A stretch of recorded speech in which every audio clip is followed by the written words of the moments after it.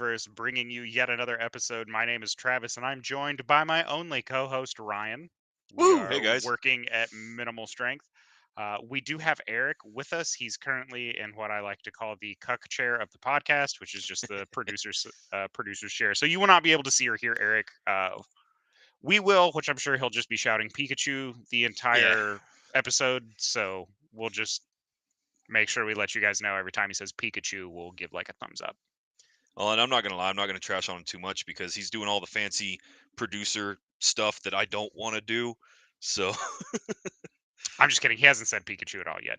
He's actually being very polite, which is shocking. We think he might be ill. Um, we are also out with James. James is helping his wife recover after an after operation of some kind. So we didn't pry, but of course, wishing them well. Ryan is going to cover his portion of the podcast, which is basically just telling me that he disagrees. yeah, that's the plan. Yeah, that's. Oh no, I'm actually really excited for tonight's show. This one has been brewing for a very, very long time. We've had to delay this one so many times. Yeah, like a lot.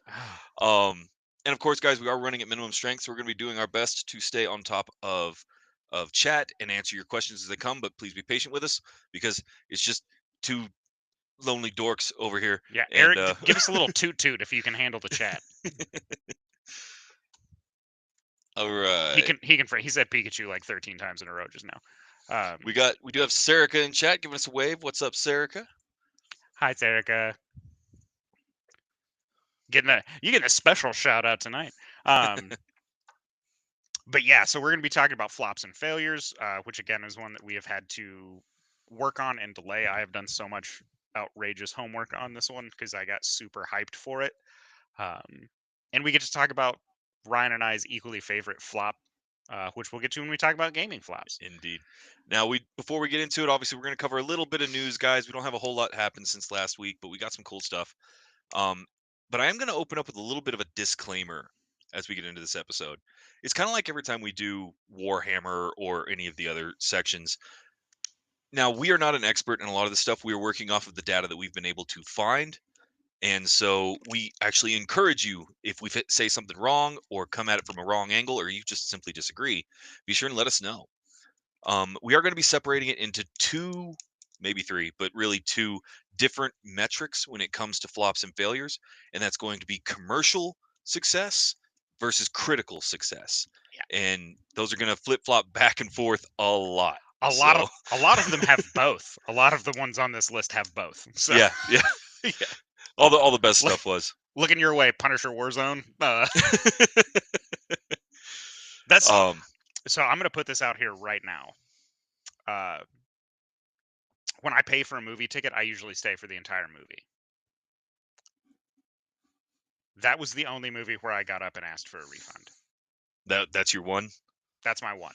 It was bad, man. That was a terrible movie. That was an awful movie from start to finish. Bless Ray Stevenson for doing his best, Yeah, not but even he Ray doesn't Stevenson could save that. even. Like, Yeah, he didn't even look like the Punisher. Everything was just it. It was bad. It was just a bad. It was a bad film. Shame on that director for greenlighting any of that, right. or the people Um, that wrote the script because the dialogue was also terrible. so before we get into it, I do again covering a little bit for Bones. I did find one very interesting set of comic book news coming out of the last week, and Hold on, I that's dropped going. my pen. So we just had a new auction record set in the comic book world right now, where Superman #1, 1939, graded at 9.0, just sold for $9 million at auction. Woo.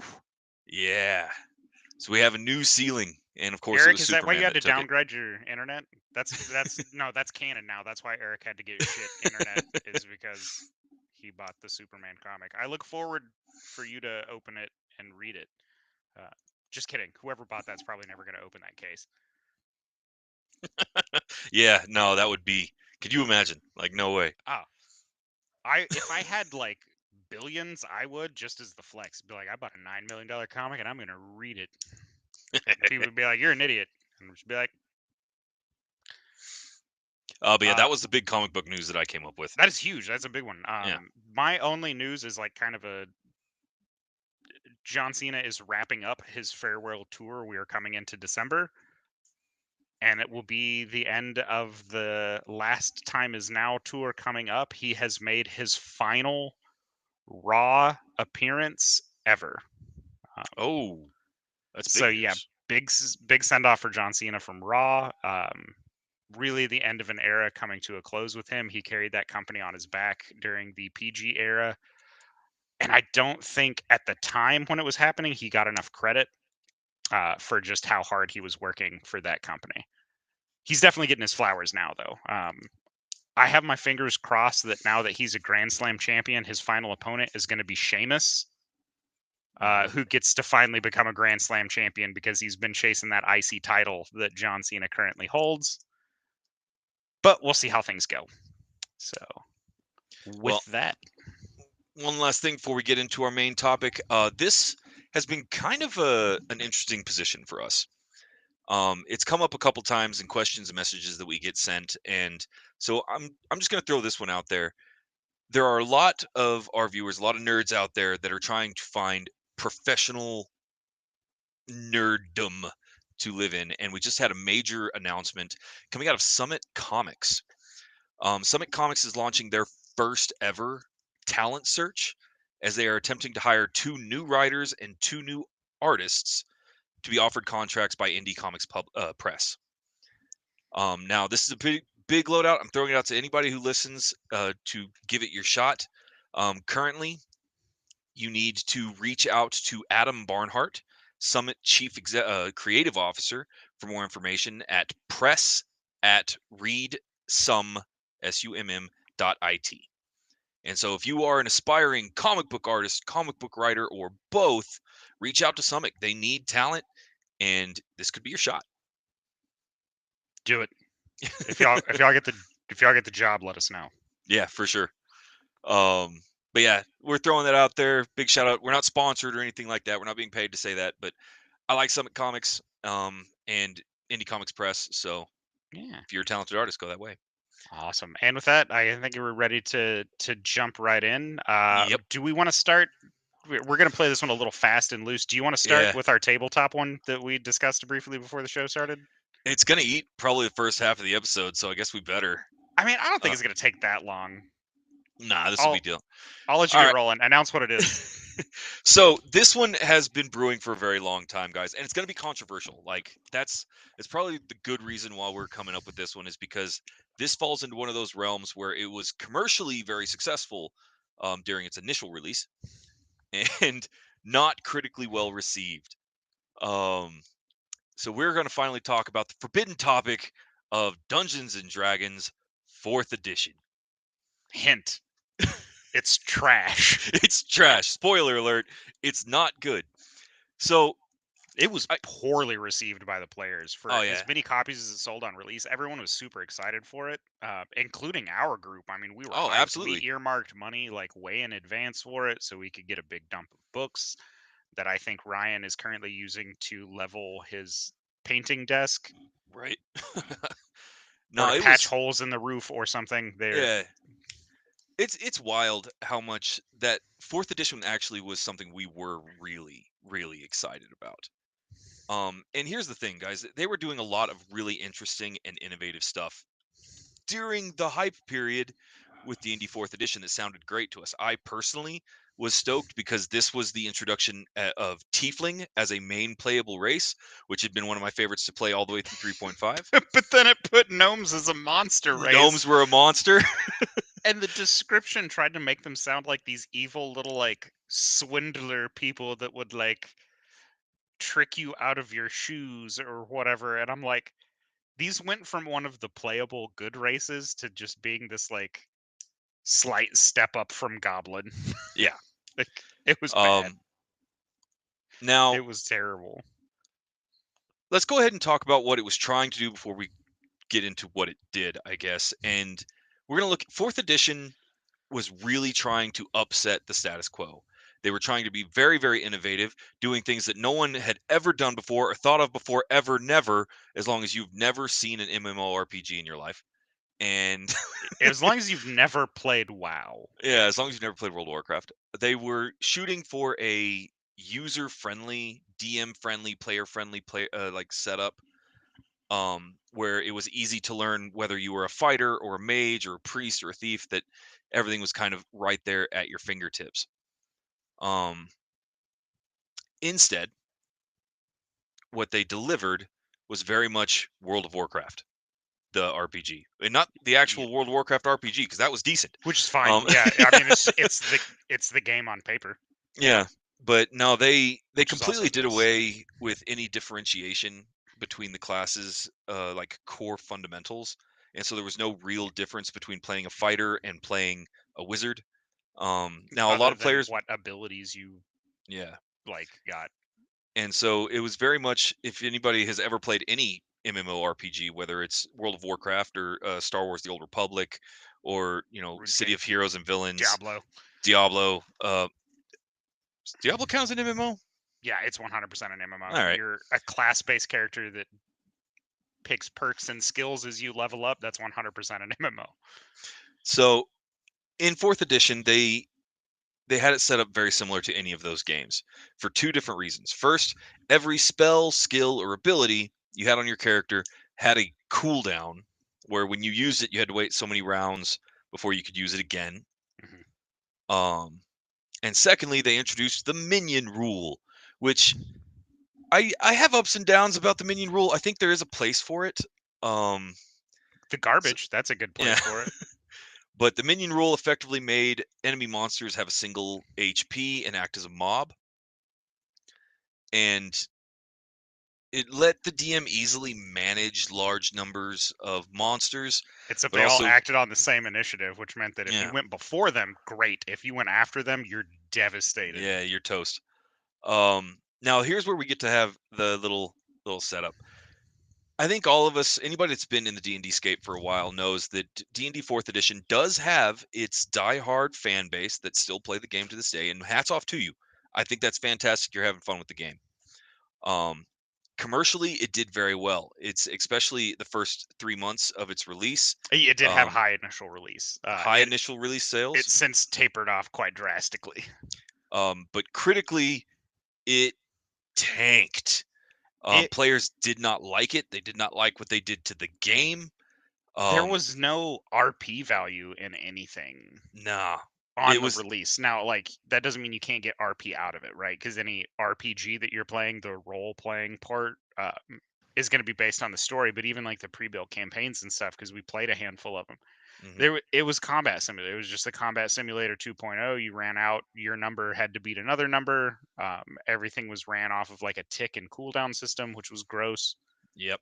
You Well, had daily abilities and at will abilities and encounter abilities, and yeah, it was just and bear in mind, we know that a fair amount of role play in our role playing game comes from the table and doesn't need to be backed up by the rules, and that's fantastic. However, I personally think that it's an excellent tool for DMs to have any kind of social interaction rule at all. And so that I can sit down and play at my table and have a badass bard with a charisma of 18, and I don't have to have an actual 18 in charisma in real life. I do not make my players with high strength go outside and punch trees. I am not going to make my characters with high charisma actually speak through their roles. And that that's not what fourth edition did. Fourth edition combat simulator is what it was. yeah, Despite the it was fact we very use that, tactically focused. yeah, we use combat simulator as a derogatory term for RPGs a lot. Yeah, Like it's, unless you're down to like play a combat simulator, because I enjoy those sometimes too, where I'm like, yeah, I want to go beat the shit out of something and not worry about what their plot is, yeah. which I'm not gonna apparently get I thought WoW was that. So yeah. Well, I'm not gonna sit down to play BattleTech, to try to woo a mechanic girlfriend, right? yeah, Um, and so like we get that, but there was nothing in fourth edition yeah. that would support a non-combat role play in any way. And that was only Mm. the first of two major problems that the game had. The skill challenges made it very rigid on what your left and right limits were, like things that your character could and could not do, because it straight up said things that you could not do. Hmm. And I always had the impression it was like, well, perfect example. is that it takes the dice and the chance out of the game. So one of the examples I like to use is my fighter has a charisma score of 8. He's not charismatic, but I can certainly try to persuade somebody to do something Oh because yeah. there's always that chance that 20 rolls up on that dice. I mean, more than likely, I'm going to be rolling a 4, and then I'm going to stutter through a speech that's wildly incoherent, and that's not going to drive the plot along other than them to go just like, yeah, you did your best, big fella, sit down. But yeah, so between the heavy player rejection, the MMO similarities, I distinctly have two problems with fourth edition personally that I know are shared by a large part of the fan base. First and foremost is a lack of compatibility. I personally believe that fourth edition released like it did because it was an attempt to cut out third party in content in any way and to drive sales past the third edition and 3.5 edition into something new, forcing everybody to rebuy everything again. I think it was a cash Look, grab. looking your way, Paizo. Yeah, like I mean, that's what happened with fourth edition. that's the Paizo was like reason we have Paizo at all is because fourth Pathfinder is because edition. of fourth edition. Yeah, Yeah, Pathfinder came out, and originally Pathfinder's whole thing was that it was set up as 3.5 lives, and then they crossed out lives and says thrives, and it was just supposed to be the evolution of 3.5 is what Pathfinder was.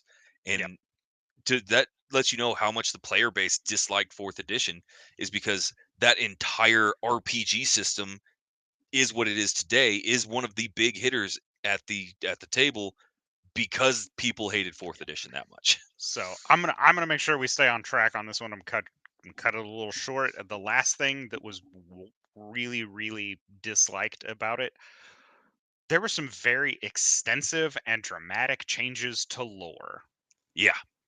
especially from pretty well established like background Authors? in Yeah. books, authors, authors that were really well loved.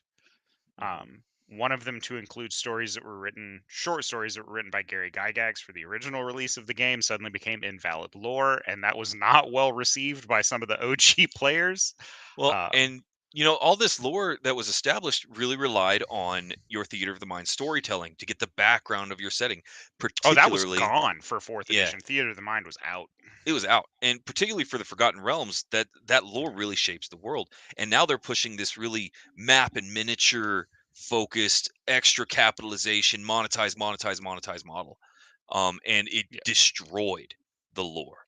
It Yep. destroyed anything that was established.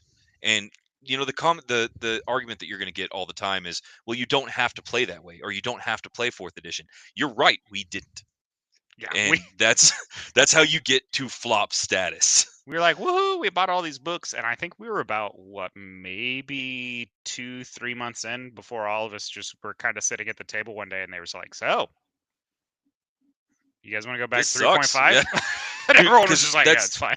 that's legitimately how it was. There was just a lull during one of our meetups that was in between everything, and I don't even remember who said it first. I want to say it was Jake actually said it first, I but don't I could be remember if it was wrong. Jake or Dakota. But they were just like, hey, do y'all want to go back to the other one? I don't like this. And You guys everyone want was to go just back to like, 3.5? thank you. Because it So did. It sucked, it man. was bad. It was just a bad. It was clunky mechanically. It was not imaginative. It took away a lot of player agency, where you were very pigeonholed into a role. But I Absolutely. digress. Um, So moving right along before we spend all yeah. of our time on, Do we want to jump into video games or movies?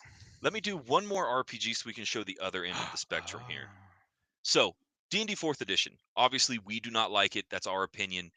Commercially, it was a great success, but it was not well received by the fan base. Uh, It was not critically well received at and all, it did not last long term. and it did not last.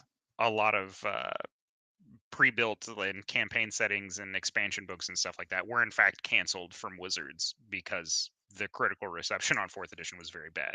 Absolutely true. Now, we're going to take a little bit of a step to the other end of the spectrum. We're going to go way back to the golden age of 2007, and we're going to talk about a little RPG out of White Wolf Publishing called Scion. Oh, I love it's that game. Yeah. Oh god, that game is so So fun to play, but it is so mechanically broken. it's so busted. Oh So god, it's so Scion is good. the other end of the spectrum. Now, it was not a commercial success. It did not do No. well.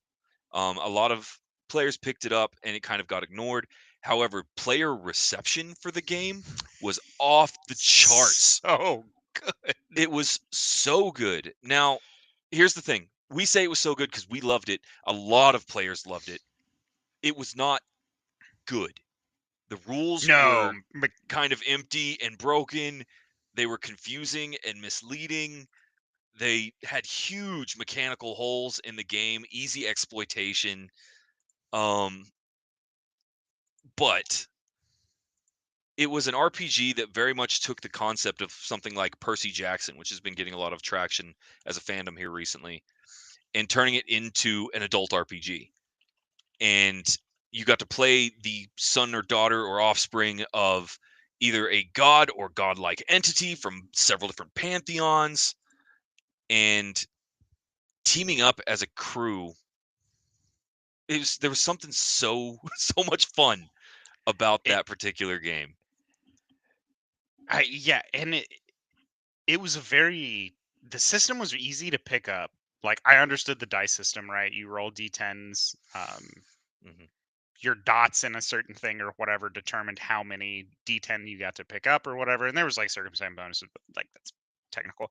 Um, but it was fun. It was just a wild ride. You could do so many crazy things. Nothing was beyond um, ability for it, so you could just do whatever.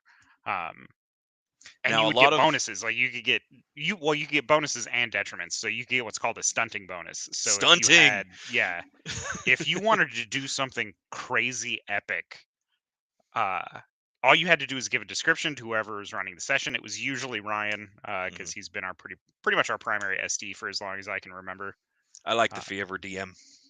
and yeah, it was always a con because the highest you could get was a 3 dice stunting bonus, and so we'd get in high tense situations, and it was always just a game of like, all right, who can convince Ryan to give a 3 dice? And I think we played that game on and off for like 2 years, give or Yeah. take. And I don't recall anybody getting a 3. I I want to think, say there was maybe one or two that just like at the moment was so unbelievably badass that you couldn't not, right? yeah, I can't remember. Maybe it was Kalen or Joey were the ones that got the 3, but Well, we absolutely loved the game. Now, there was a lot of complaints that arose from its actual core mechanical system. The biggest complaint is that your dice pools were multi-tiered, and so you formed one dice pool out of your stat and your stuff, and then that formed a second dice pool that you then rolled again to determine efficacy, and hmm it made things not complicated in my opinion, but kind of slow to resolve. yeah. Um, One of the key aspects from our table where that was definitely apparent was we had one player, her name was Savannah, and she was running kind of an Aphrodite beauty Yeah. scion that turned into a tactical military commander character, because she ended up having like 50 combat followers Yeah. and monsters and stuff that she could use. And so her whole turn like was just giving me the numbers she rolled, and then she immediately started her next turn so that she could have everything rolled by the time it got back around. Yeah, there was just a gajillion people following her around. That system was so easily broken, Oh yeah, and I don't know if that was by design or if just the sheer number crunch of our party was just like, maybe. hey, because like I discovered the aggravated damage trick, Yeah. and I was like, Well, sweet, I can just deal direct damage, and I don't care what armor you're wearing. I just yep. can dookie all over your health stat. Well, in my opinion, there are two things about that game because we kind of did the ups and downs for fourth edition. There are two things about Scion that I think are fantastic that I want to apply to every RPG. And you already covered one. Stunting. Stunting's awesome. Like I know the Stunting rule is in so cool. D&D is generally It's a like if you try to penalty. do something complicated, it's a penalty, right? It makes it Yeah, more difficult. well, it's I become hate that. harder to do. Yeah. It does it make sense? Yeah. Is it I more was like, realistic? Absolutely. I don't want I realism in my fantasy games. yeah, I at Um least understand like why that's a penalty. Like yeah. why that's a penalty is like, yeah, doing a double backflip into a forward shoulder roll and then Yeah, firing a off of an bow and arrow. overpass. Yeah, firing a bow and arrow with your feet Yeah. is hard. Like that's a lot of things that you have to do. So I get But that that's a penalty. here's what stunting did, and that's it. I'm gonna take a break. Eric, we're getting a lot of background noise. If They're you could getting a take a lot of look at that. squall from your mic, big man. Um, the best thing that stunting actually did, in my opinion, was it took the players, it made them pay attention to the scene and description, and then it made them add to it. They got to become a narrator in their own character's section and backstory. And D&D, it's much easier to just sit back, stay quiet, wait for your turn. You can get distracted. You can look at your phone. It ends up being whatever, right? Not in Scion, baby. You could Everybody was glued in on you could Scion. end up like poor me and Bones for about a 6 month time period during our main game of just accidentally stepping on each other's toes. Yeah. Well, so the second thing that I love from Scion that should be in every RPG is the tick system. Oh, I loved the turn-based system. It was so good. So the breakdown on that one, guys, is that anytime you took an action in Scion, any action in Scion, whether it was attacking or whatever, it had a tick. The lower your tick, the less amount of time it took for your next turn. Mhm. And so if everybody acted on tick 1 and Travis swung a great axe that was a 6 tick attack, then he goes down, click, 6 dots down to tick 7. Um, if somebody else was shooting an automatic weapon at tick 2, then in 2 ticks they get to make their turn. And you could tweak it out really fun up until they change the rule later. Like Jake did, where you're tick 1 on all your attacks, and it's just I don't. it's me, then me, then me, then you, then me, then me, then me, then you, Yeah, and the monster, then me, then me, then me. yeah. I don't know if anyone. Hopefully, people listening have watched Red versus Blue, where they're shooting at Griff with the sniper rifles, and Sarge is trying to explain the turn order. But that's kind of what that character turned into. Is like it goes me, then you, then me again, then me, then you, then me again. And so yeah, Scion, that's the other one I want to bring up. I know we used half the episode just on RPGs now, but Yeah, Scion was a fun one. That game was so yeah, broken; it was for being amazing. a commercial Um, failure, I think that is one of my favorite RPGs of all time. all right, we got it. We got to get off Yep. RPGs and pick our highlights. What's next? Movies, and we're Let's gonna do narrow this movies. to comic book movies. By the way, I've got this narrowed down. Uh, I think we're gonna have to talk. We have to talk about the elephant in the room for the first one, and Yeah. that's the Flash. That was critically poorly received. Financially, it did not do well. There was a lot of issues with the cast and production and so many things. The Flash was, Oh, 2023. Yes. yeah, that was a huge failure. Not to To be the confused point. with the TV show, which was very well received. Yeah, that was excellent. To the point, guys, that I constantly forget that movie existed as a comic book and DC nerd. So Like, and they were not coming in low. You had Michael Keaton coming back as Batman, Ben Affleck coming back as Batman. You had Sasha. What was her name? Sasha Cale? Sasha Callie? I don't know how to say that. I apologize if you're listening in. Coming in as Supergirl. And Ezra Miller coming in as Barry Allen, which I know pissed a lot of fans off. They really wanted. he was. They wanted Grant Gustafson, even when Yeah. they cast him for the Justice League movie, the Zack Schneider one. They really wanted Grant Gustafson to play the Flash, and they did. They took a chance on Ezra Miller. That didn't pan out. Anyone who watches him sprint during that movie realizes that he's probably never ran. Yeah. And where I guess we're getting wildly off topic on that one. But yeah, so financially speaking, I critically again poorly received. Very Financially poor. lost, I think, upwards of $200 million Hmm. from the production value onto release and marketing and things like that, and only grossed. I want to say it was like, Not a lot. and I Um, think it's life in theaters. I think it was like 260 million. Somewhere around there, 270 maybe. And so production on it alone was 200 million. So after you take in the time of them pulling out ads, putting it all over, YouTube and trailers and editing and all of those other things, that is a very poorly released and done movie. Um, Now, I will say this: it has been held up by a very devoted fan base, and hats off to you. I love it when a fan base can rally around a piece. pick Currently pick a sitting at a pick a better hill to die on.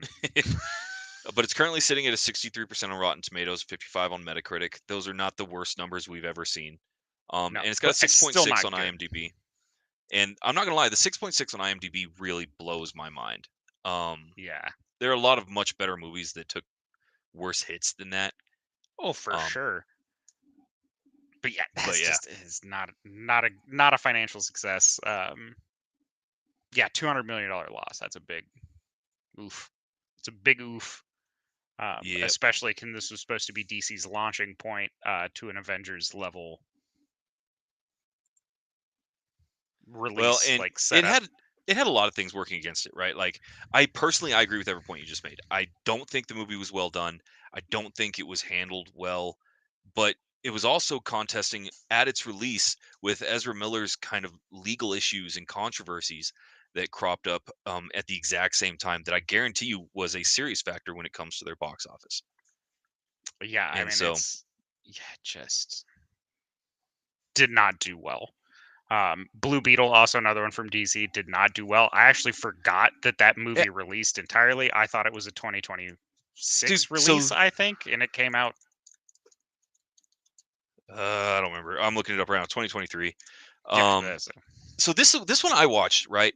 It had a fantastic cast, in my opinion, including George Lopez, and Susan Sarandon, which th- that right there is enough to sell me. I thought Blue Beetle was fine. I really did. I don't think it was groundbreaking. I don't think it was like genre shattering, but I do think it was fine. I think that it was a fantastic exploration of kind of an alien tech story, which like we don't get a lot of. It was kind of like watching Iron Man, but where he didn't build the suit, and instead it was like Venom.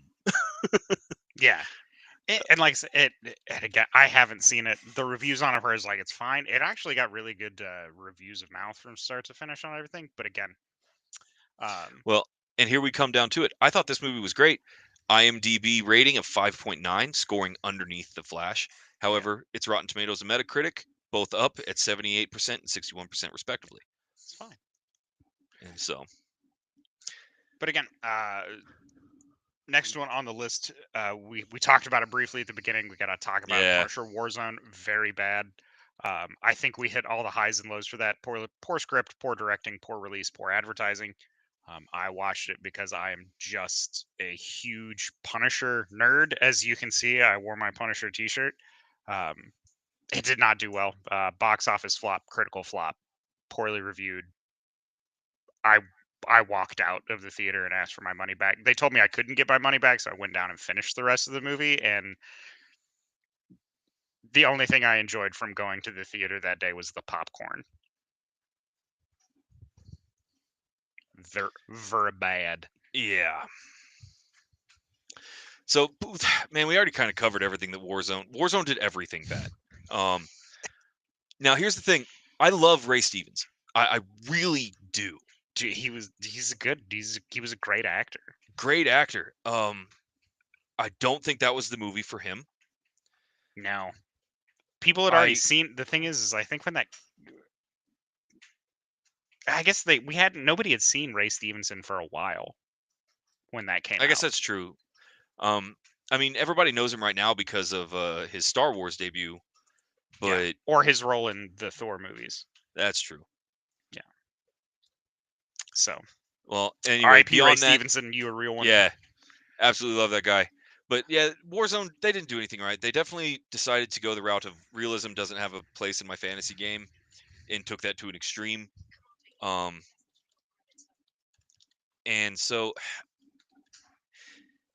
here's the thing. Yes, we could complain about, the explosions and the unrealistic firearms physics and all that kind of jazz, but at the end of the day, the movie suffered from bad cadence, bad storytelling, and bad production.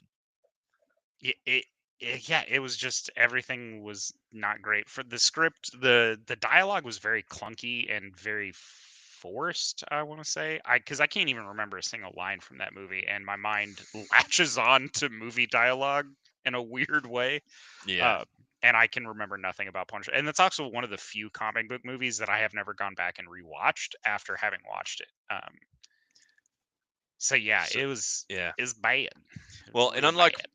unlike my next pick that we're going to come up to talk about flops, which is one of the more famous movie flops in nerddom, not even its soundtrack was good. And usually that's something that is at least a saving grace, and I didn't even care for that. Tron Ares. Um, so I Just want kidding. to Shout talk. out to Bryce. He hated that movie. Yeah, he did. Y'all got to realize, like, he is a major Tron fan. He is a huge Tron fan. And like to have him walk out of the new Tron movie and say, "Nah, y'all can skip this one." I was like, "Oh, I'm excited to see what IP Jared Leto ruins next. oh, right." Um, skipping right past Jared Leto before I get a bad taste in my mouth. We're going to take a little bit of a trip all the way back to 2005 when Marvel was just trying to do its thing. I want to talk about Elektra. Ooh, that movie also did not do great. That was So also Elektra, bad dialogue. yeah. So Elektra had a few things going for it. Fantastic casting, of course. I actually really love Jennifer Garner. Killed her movie career, by the way. Absolutely. So Elektra opened January 14th, 2005. It had a budget of around $54 million. Um, its opening weekend, it made 12. Second weekend, it made 3. Dollars, just $12. Yeah, That it's was $12. It had a dramatic decrease of over 69%. Nice. Of total profit loss. And domestically, its total gross was 24 and a half. It was at the time bad the movie. lowest film that Marvel Comics had ever done or had done since Howard the Duck. Bro, Howard the Duck was not that bad if you didn't realize Commercially, it was based off yeah. a comic book. It's actually become a cult classic, like in its later life. Now, here's the thing with Elektra for me. I can watch it even to this day. I can watch it. I don't think it's good, but I think it's fine enough, I guess. I think Jennifer Garner did a fantastic job. I actually really liked Rob Bowman's direction with it. The writers were Zach Penn, Stuart Zeckerman, and M. Raven Metzner, who I don't know any of.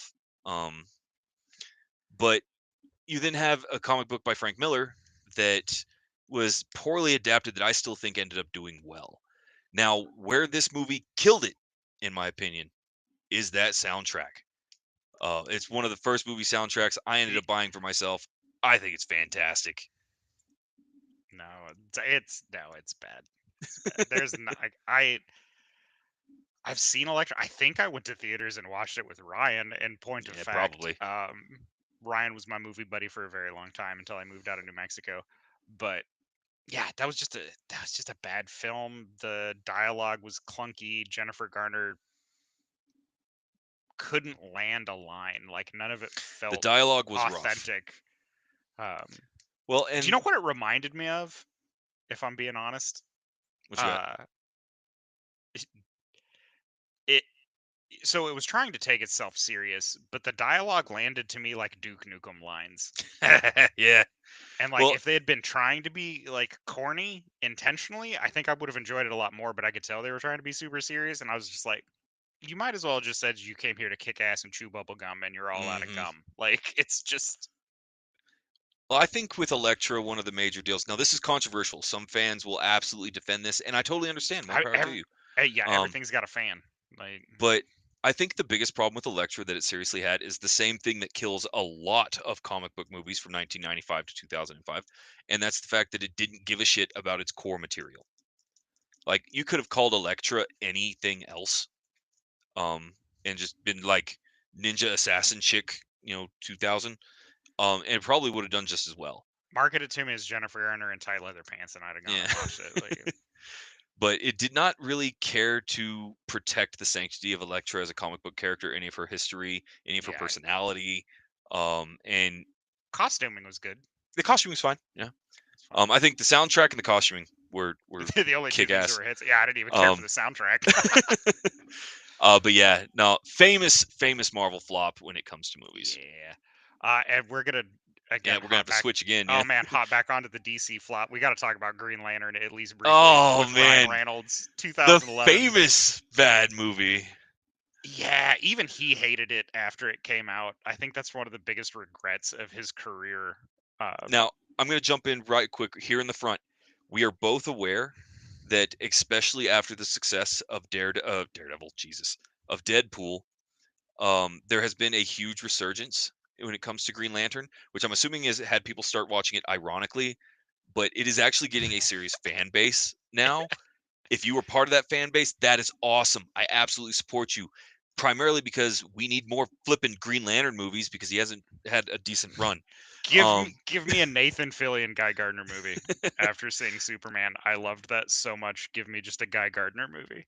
So we recognize that movie is on the up as a cult classic. I'm glad y'all like it. Yeah. I did rewatch it here recently in preparation for Flops and Failures. And by that It's- I mean like a month ago. the And the dialogue is so cheesy and over the top and bad. I love it though. He's a poor Hal Jordan. Like he's not the like stoic, the right for the right thing for the right reason Yep. So Green there's my Lantern that complaint. everybody knows They him they as. they took Ryan Reynolds and they cast him as Hal Jordan. If they'd have put Ryan Reynolds as like Kyle Rayner, Yeah. it would have been perfect. In It would have Ryan been one. Reynolds' defense, he does look like Hal Jordan from the comics to an extent, so I can Yeah, see why the image of him would at least the translate older over. ones. But yeah, oof. Yeah, that movie had several things going against it. Its dialogue was choppy and rough, and was delivered as a humorous role. So cheesy. It was It so was, cheesy.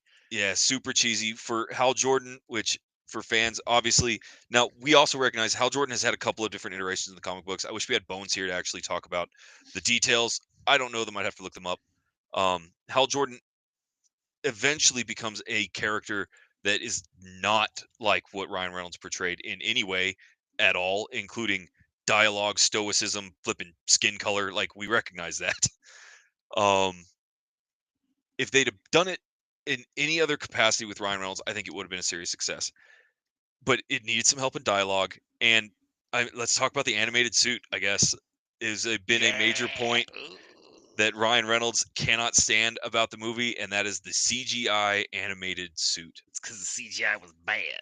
Yeah, it's because the CGI was bad. I don't know. I'm actually going to defend this one. I think the CGI suit was a cool way to do it because it's supposed to be a hard light energy, right? Like your armor, your uniform is made from your ring's energy. To be I didn't fair, mind it. in the comics and cartoons, he does like hold up his ring like that, and his suit like travels up his body like Yeah. mystically in green light. So I get it, but at the same time, that did not translate well to the screen. No. But No, it's it did fine. not.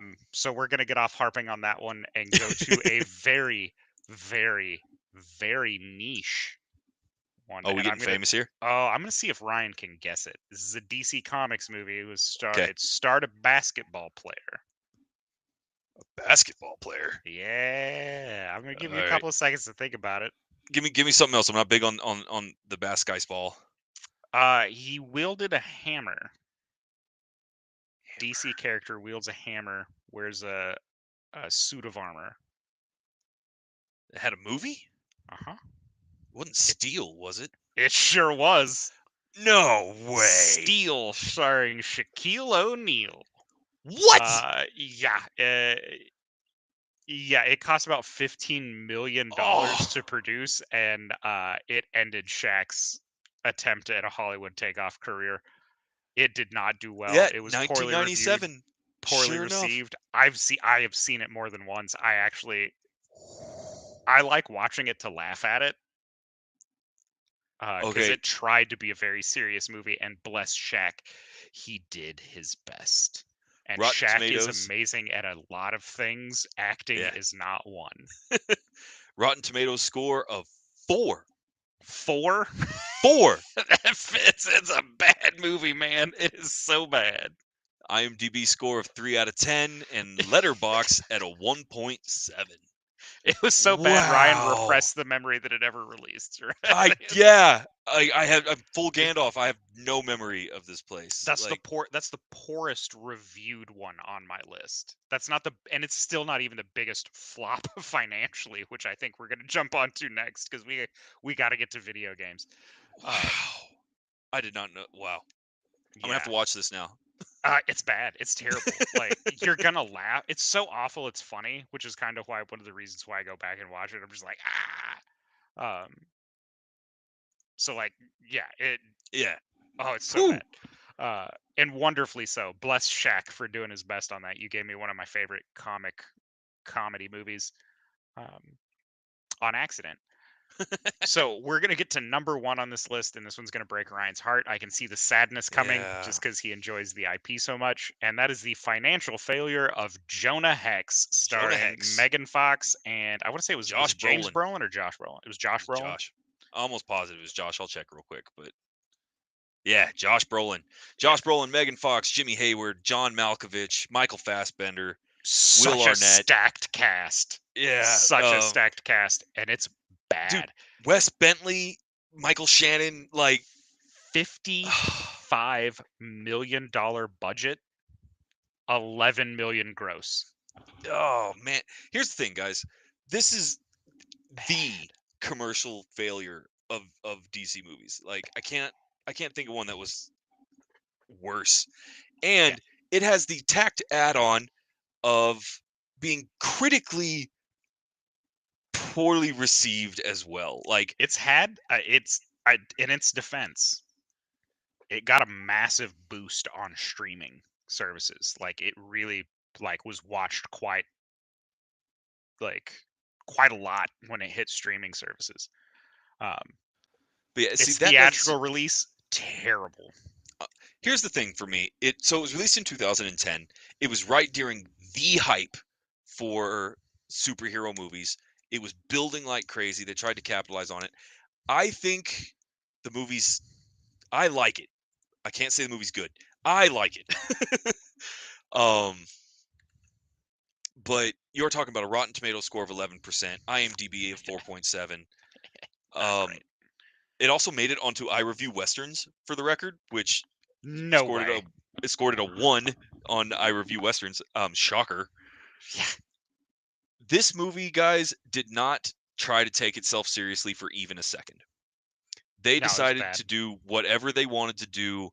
They have a crossbow that shoots dynamite. People carrying around Gatling guns. Like, they did everything wrong, and I love them for it. I think visually this movie's absolutely stunning. I think Megan Fox was absolutely stunning in this movie. Oh, Um, she's a looker, like regardless. Her yeah, acting skills, though, I I feel like her. leave much to be desired. Nah, between Jonah Hex and Jennifer's Body, I like Megan Fox. I think Ooh, she's Jennifer's Body fantastic. also did not do well critically Yeah, or financially. Um, but Michael Fassbender does a fantastic, very memorable time, so and good. Josh Brolin's one-liners in Jonah Hex are almost as good as what's his name? Um, Thomas Jane's one-liners in Punisher. You're not gonna upseat him; he's still at number one. But I think Jonah Hex is easy to quote in nearly any I situation. think I think they tried to, and I'm not sure which one got released other, but I got the real vibe from it that they were trying to go for the gritty dialogue from True Grit with the 2010 release with Oh, with the Matt dude. Damon and yeah, I forget the actor who played the Big Yeah, Lebowski all of a sudden. yeah, the Rooster Cogburn. Uh-huh. Any case, I absolutely could see that because he definitely had Jeff Bridges. Bridges. Yes, I was like, we were just talking about Tron, man. Um, so Jeff Bridges. Josh Brolin has a particular delivery that has been unique to him in nearly every movie I've seen him in, with the exception of possibly Goonies. And it emulates very much that Rooster Cogburn True Grit, which had to have released around the same time. Just both 2010.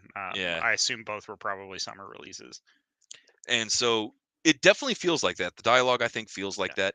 But And I it's don't think not a the knock to any of the actors that were in it. This yeah. was just a poorly written, kind of See, I'm gonna defend it. overly cheesy, I think it's overacted. overly cheesy. I think it is overacted, but it's supposed to be. I think that was the point. Um, I'm I gonna don't know, man. I defend was getting a Jonah real Hex. Shatner vibe from a lot of the performances in there. But it was directed by Jimmy Hayward, a screenplay by Neville Dean and Taylor, story by William Farmer. And here's the thing: you either love it or you hate it. And let's face it, 91% of fans hated Jonah Hex. I'm Yep. solidly in the other 9%. I think it's fantastic. I'm proud to own this movie. But yeah, as far as flip flops and failures, probably one of the worst ones. So that wraps us up with movies. We're gonna move into video games now. We are going to avoid the big one until the very end because I have a feeling that was going to take up most of our time because we're getting a little tight on Yeah. it. So we're going to start with what I like to refer to as the year of the flop, and that's 2024. Yep. Notorious for poor video game releases. I have my little list right here because we've talked about this one a lot and how bad it is, but that's Skull and Bones 2024. Dragon Age Veilguard 2024, Suicide Squad 2024, Concord 2024, Star Wars Outlaws 2024. All from major studios, all failures. Um, Like unequivocal, like commercial, critical. Nobody like this was yeah, just a whole year of and crash and burn. yeah, and some of these video games do have redeeming qualities, but at the end of the year, we're talking about a flop, right? At the end of the day, that's Mhm. what we're talking about. All of these can be considered flops. They are bad. We're not going to harp on Skull and Bones because we probably have at least 4 hours of dialogue of us just shitting all over that game. Um, Yeah, that's so true. the one I'm going to bring up that had great mechanics and poor dialogue and poor like side character building was Dragon Age Veilguard. Yep. The dialogue is very forced. The voice acting is not great. It's rough. Nothing is delivered with like any meaning. Your main character makes no sense to the story as to why it's up to you to stop the Dread Wolf. Eh, And so, yeah, between story and dialogue, it's just very bad. And it has nothing to do with the political leanings of it because Dragon Age of Veilguard has always hit those, or Dragon Age as a series has always hit those Yeah, as an topics. IP. So, I mean, it just like I said, the dialogue was rough. Poor game direction, poor side quests, poor character development. None of it really meshed well. I will say the combat mechanics in it were super fun. I like that they limited you to kind of a three main like hit. Dragon Age Inquisition, I felt a little overstimulated with how many things I had to take care of because you had so many ability wheels, so many item wheels, so many this, so many that. I missed the 4-person party compared to the three. I won't lie. I did like having a 4-person party for the other Dragon Age games. The 3-person party was fine. Like that wasn't the deal breaker for me. Um, so yeah, that's it for me on Veilguard. I don't even think Ryan's Yeah. played it. I dodged that bullet. I had money set aside for it. It was free on And Game Pass for a little while because that's how bad yeah. it did. That's always a good indication when a AAA studio is like, "We're releasing this on Game Pass day one." We're like, Well, and that's I was going to bring this up during the RPG section, right? There are certain IPs in tabletop RPGs that are just cursed. You cannot make a good Indiana Jones RPG. Which doesn't make any sense to me, but you just can't do it. it's because there's no way to have a table full of main characters because Indiana Yeah. Jones is a main character. Like that's it. Now, I Um, think that, and the reason I bring it up is because Dragon Age up until Valgard did a fantastic job as a narrative RPG. I know there's a so lot of good. fans that do not like that style of gameplay, Mass Effect and Dragon Age and that kind of stuff, because they feel like it's just kind of a novel that you play through. The art style change was also pretty shocking. Now that we're on Dragon Age Yeah, Veilguard, the art style change was wild. But we got to get off Veilguard. yeah. So We're gonna I'm pop gonna over to Star Wars Outlaws Star Wars and talk about it. Outlaws. So If you are a huge fan of Star Wars lore by and large, this might be a cool game for you just to get those little Easter eggs that they have hid around through it. Mechanically speaking, as like a sneak thievery game, sight. yeah. So here's the thing. This game I think could have been great. I think this game could have been amazing, and they released it prematurely. Yeah, The game was almost stillborn. It had terrible, repetitive gameplay. yeah. It had a lot of technical issues and bugs, which as gamers we've just kind of come to expect, I guess. Um, and there was Status quo. yeah, that's just status quo. And that was all being mixed into the fact that Ubisoft does not have a good reputation amongst gamers right now. Bugger, This bugger yeah, feature, baby. bugger feature. Take it over, Ubisoft's Bethesda. reputation is absolutely in the toilet. People are afraid to buy stuff from Ubisoft, and they decided to double down on a terrible reputation because when Star Wars Outlaws started doing poorly due to the aforementioned bugs and gameplay problems, the CEO, whose name is Yves Guillemot, blamed the game's poor performance on the quote choppy waters of the Star Wars fandom. So it's the fans' fault they released a It's bad game. always the fans' fault. Now, is it the fans' fault sometimes? Yep. I think fans have a wildly unrealistic expectation when it comes to games in the industry. I think they have a wildly unrealistic expectation on timetables, and quality versus money. I say that as a gamer. That being said, Star Wars Outlaws needed another 3 years easily of development.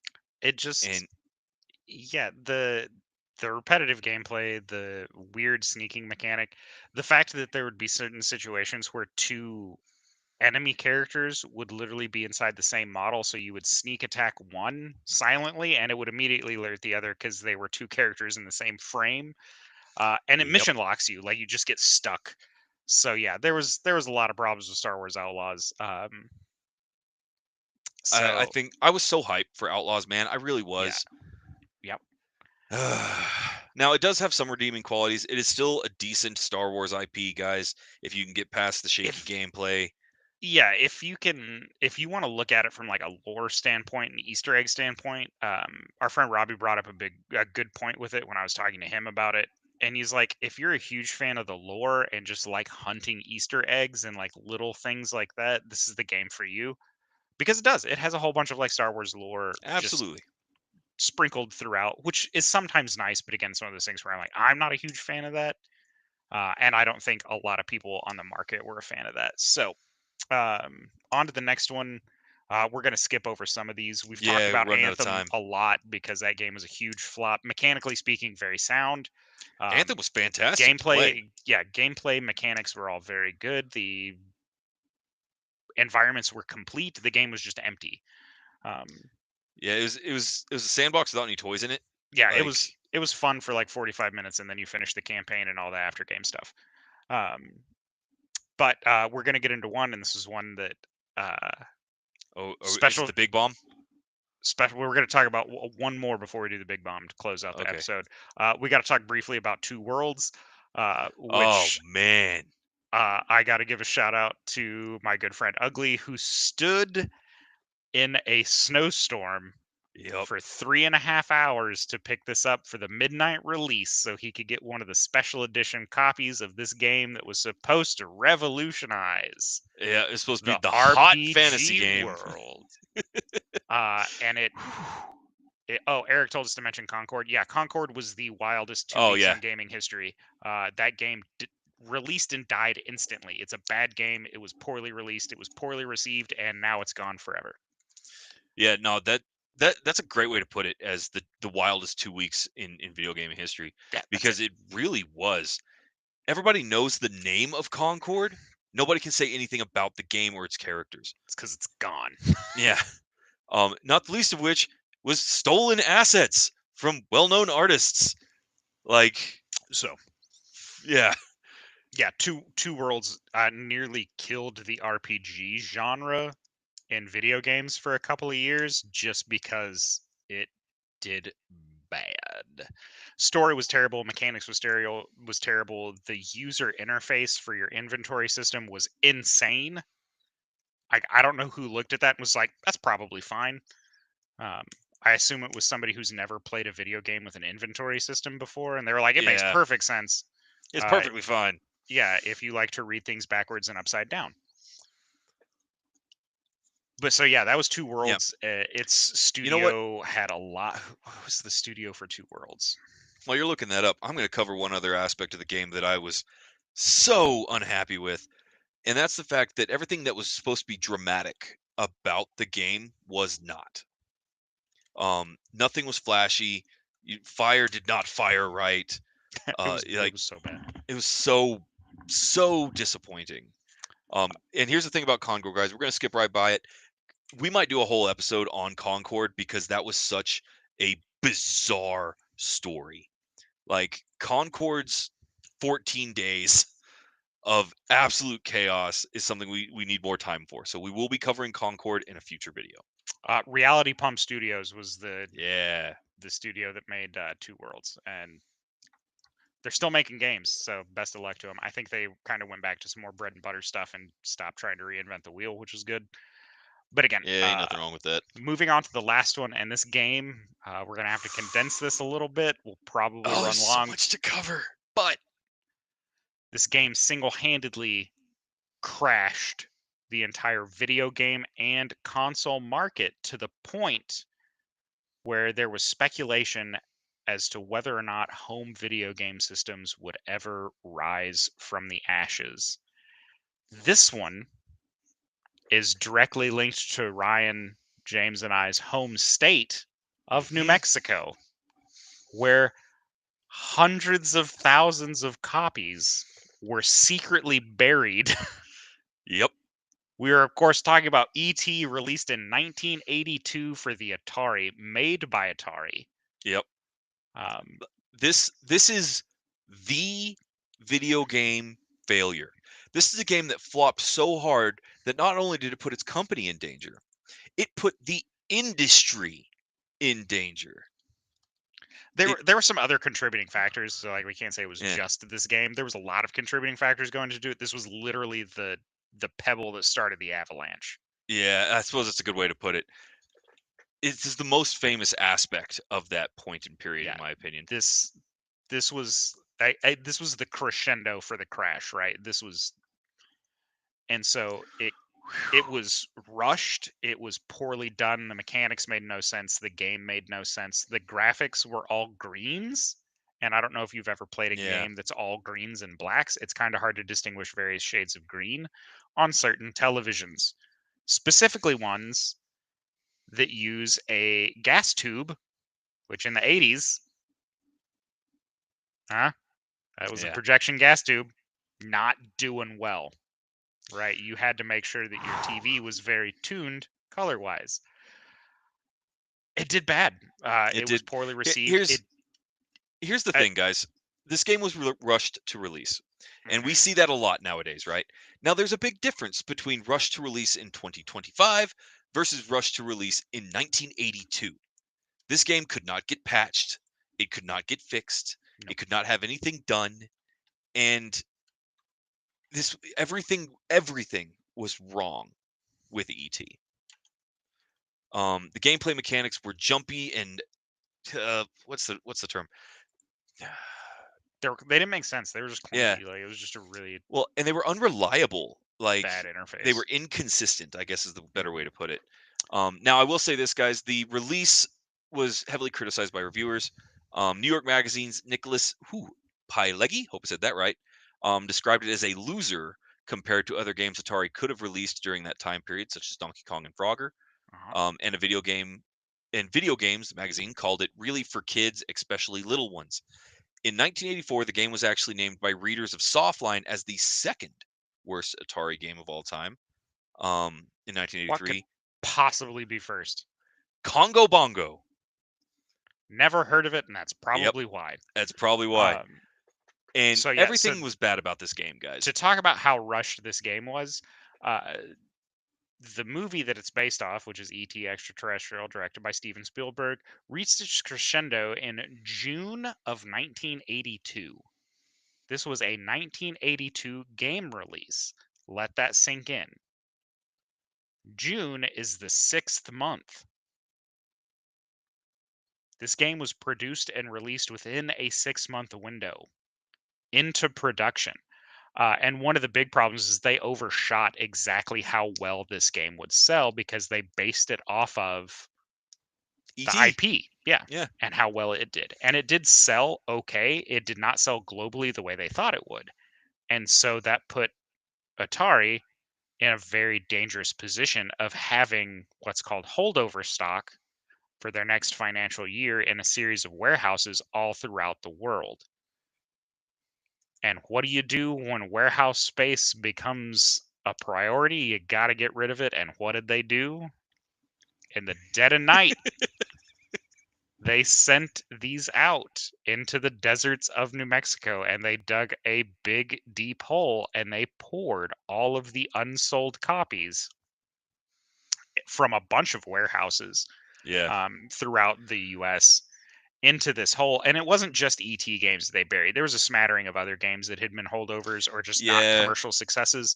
that were buried alongside it, ET being the big culprit. Now, what this did is unsold inventory. So it's better to have consolidated all of that.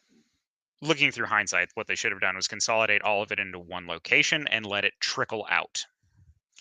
What they Because did making a instead, dime off of yeah, getting, losing 90 cents off a dollar is still 10 cents that you can use to mitigate your losses. What they did instead was made sure that they could not get any money off of it at all. This showed up on their financial reports, which made them look like they had suffered a massive loss, which they did, which put the entire game company, like the entire company of Atari, at risk.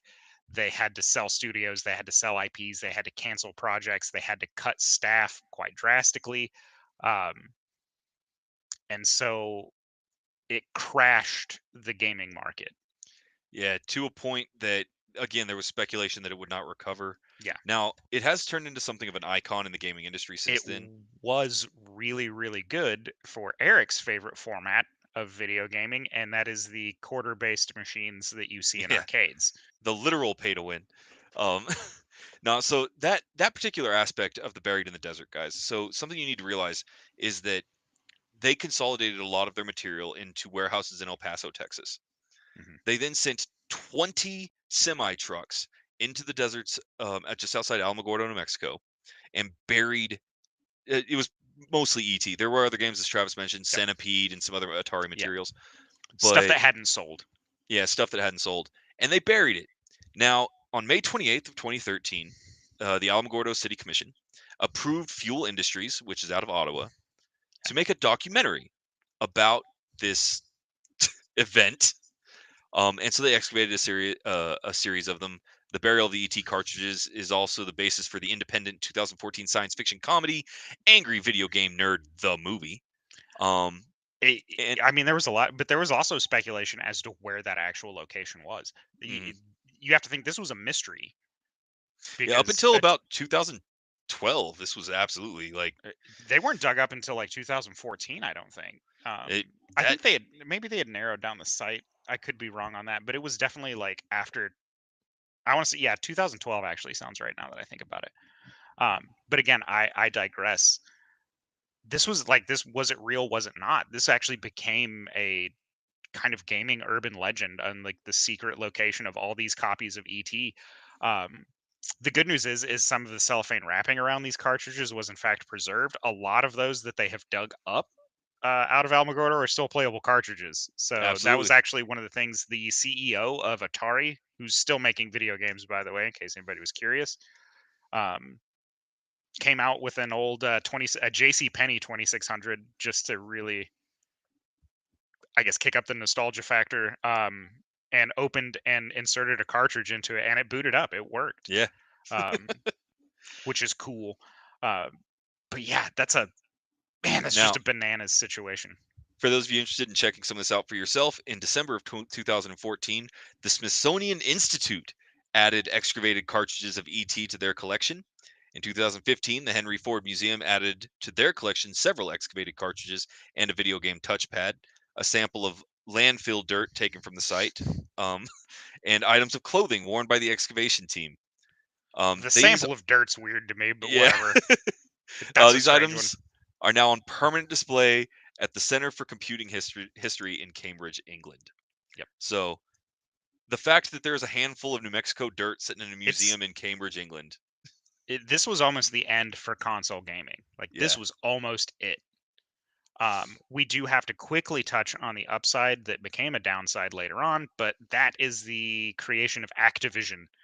yep, They actually took amongst off from others. this, a series of other victories against Atari, and some other studios. Activision being, of course, the big one that came out of this. Yeah, if it hadn't been for Atari getting weird and having some failures, we may have never seen Activision, which is now Activision Blizzard, which I think is a sub studio of Microsoft now.